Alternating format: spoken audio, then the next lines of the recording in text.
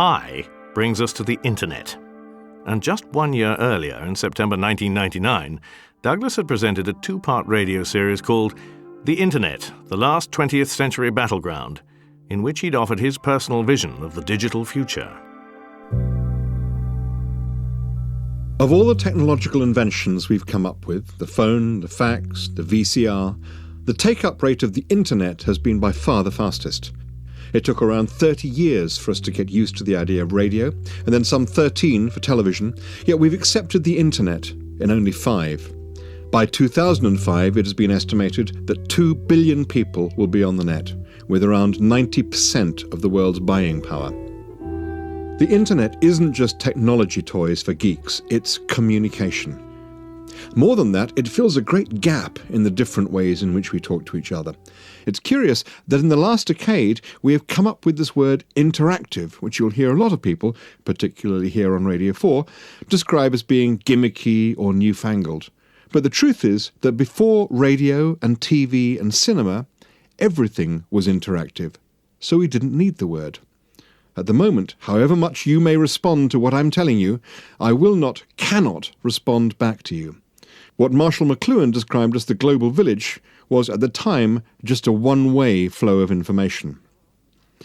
Now, at last, at the end of this century of uniquely non-interactive entertainment, we have put into place the many-to-many form of communication, which means that the world is starting to react back to us at last. What happens on the Internet is what happens in real life, with the same elements of good and bad. But what about the sheer speed of change? What happens to our stable way of life when we let everybody loose with more and more powerful computers?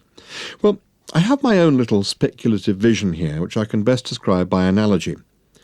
Until recently, all aircraft were designed to be fundamentally stable. The main job of an aircraft, we will all be glad to hear, was to stay steady and not drop out of the sky. There was a downside to this. The more naturally stable a plane is, i.e. the more likely it is just to carry on doing what it's doing, which is flying in a straight line, the harder it is to maneuver it. In other words, make it do something new. Now that's fine as far as airliners are concerned, but for fighter jets it's a real problem. Fighter jets have to be highly maneuverable, which means less stable. Less stable means much harder work for the pilot just keeping the thing aloft, adjusting the trim here, giving a little nudge there. It requires constant attention. There is now a way of solving that problem. It's called fly-by-wire. You can build planes that are highly maneuverable and hence highly unstable and keep them stable by computer. This means that the plane is littered with lots of little computer systems which micromanage its flight with feedback loops. Feedback loops are like thermostats in a room. If the room gets a little too cold, the heat comes on. If it gets too hot, the heat goes off. Apply the same principle to the plane's engines and steerage systems, and the plane will fly exactly as if it has the most stable design in the world. But the moment you want the plane to bank sharply, spin, or loop the loop, it'll do it instantly and easily. What makes the difference is computer-driven feedback loops. Now, our society is very stable and very resistant to change. And when we do change a law, we spend years, typically, debating what we think the consequences of it will be and fine-tuning it before we pass it. As soon as it is passed, of course, another law also comes into play, which is the law of unintended consequences. Our law never works the way we think it will, but it'll be at least 2 parliaments before it gets looked at again. The feedback loop is so long and slow, it's rather like a thermostat that turns the heat on or off 6 months after it's noticed the change in temperature. No wonder we live in a continual state of frustration and annoyance with the state of things. Now imagine what will happen as more and more of the little transactions of our lives, our decisions, our businesses, our purchases, our arguments, get conducted in close and immediate contact with each other over the medium of the Internet.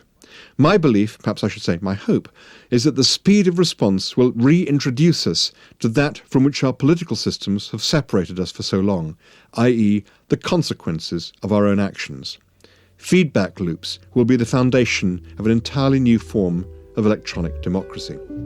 And there could be no bigger or better example of another kind of feedback loop than the H2G2 website, which Douglas helped to create back in 1994. He saw this as a golden opportunity for life to mirror art. Douglas, what are you launching tonight? Well, it's a hitchhiker's guide to the world on the internet. I mean, when I invented the Hitchhiker's Guide to the Galaxy, 20-odd years ago, this is pure science fiction, but with the web now available, we can actually create online guides. If there's anyone out there who still doesn't know what H2G2 stands for, allow me to enlighten you. It's the H and the H from Hitchhikers, and the G and the G from Guide to the Galaxy, rendered as a chemical formula. Douglas admitted that it was also a sort of nod to R2-D2 from Star Wars, but it came about because they needed a short URL for the website, which hitchhikersguidetothegalaxy.com was not. It was set up initially by the Digital Village, a company founded by Douglas himself, Robbie Stamp, an ex-Central TV producer, and Richard Creasy, Stamp's boss. Here's Robbie Stamp to explain. One of the achievements of the Digital Village that Douglas was most proud of was the H2G2 website, where we were building the Earth edition of the Hitchhiker's Guide to the Galaxy for real, with volunteer researchers from all over the world who are today putting in entries on anything and everything, from their favourite place to buy cheesecake round the corner from where they live to their thoughts on Homer, whether that's Homer's Iliad or Homer Simpson. We used to joke that it was our long-term goal to build the dominant galactic guide brand within the next 1,000 years, and we've taken the first few steps to making that happen. I speak of none but the computer that is to come after me. A computer whose merest operational parameters I am not worthy to calculate.